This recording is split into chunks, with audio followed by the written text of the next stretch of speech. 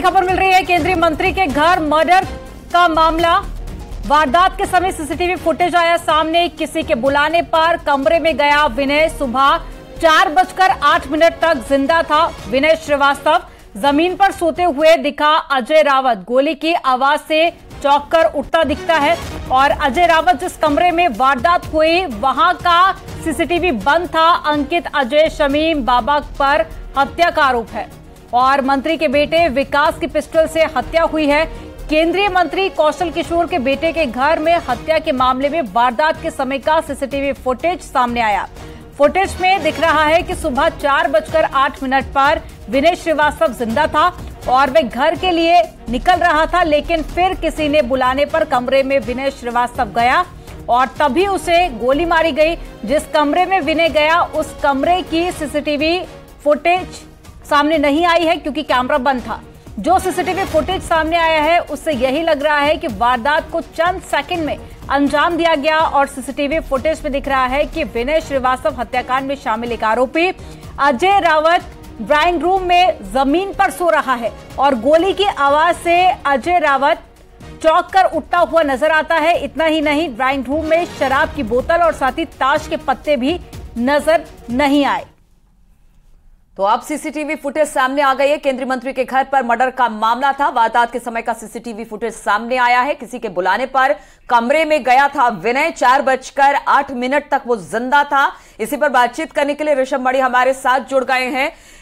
ऋषभ, अब ये CCTV footage सामने आया है। एक आरोपी जिसे बनाया गया था उसे बताया जा रहा है कि वो उस वक्त गोली की आवाज से चौंक कर उठता है। अब इस सीसीटीवी फुटेज आने के बाद पुलिस की जांच की दिशा किस तरफ आगे बढ़ रही है? देखिए, न्यूज 18 उत्तर प्रदेश अपने दर्शकों को वो सीसीटीवी फुटेज दिखा रहा है जो वारदात के दिन का है। उससे कुछ सेकंड पहले का है। 4:08 पर सुबह विनय श्रीवास्तव बाहर निकलता हुआ दिखाई देता है जिस कमरे में वारदात हुई वहां से ड्राइंग रूम होते हुए। लेकिन वो ड्राइंग रूम के दरवाजे तक ही पहुंचता है, तब शायद अंदर से उसे किसी ने पुकारा है तो वो वापस लौटता है। या कई बार ऐसा भी होता है कि आप कोई चीज भूल जाते हैं, उसको लेने के लिए आप वापस जाते हैं, तो वो वापस लौटा है और उसके कुछ सेकेंड्स बाद ही शायद अंदर गोली चली होगी। चूंकि ड्राइंग रूम में सोते हुए देखा जा सकता है अजय रावत को, वो भी चौंक कर उठता है। और सवालिया निशान इसलिए उठते हैं क्योंकि पुलिस का ये कहना है, पुलिस की जो थ्योरी है कि वहां पर अंदर शराब पी गई, आपस में सब जुआ खेल रहे थे, उसी में 12-15 हजार रुपए विनय श्रीवास्तव हार गया था। उसी के लेन देन को लेकर विवाद होता है और अंकित वर्मा गोली मार देता है जिसकी बात हो जाती है। और अजय रावत पर भी आरोप है, शमीम बाबा पर है कि उन लोगों ने उसको पकड़ा था, गुत्थम गुत्ता हाथापाई हुई। लेकिन अजय रावत इस सीसीटीवी फुटेज में साफ साफ देखा जा सकता है कि ड्राइंग रूम में गद्दा जमीन पर पड़ा हुआ, उस पर वो सो रहा है।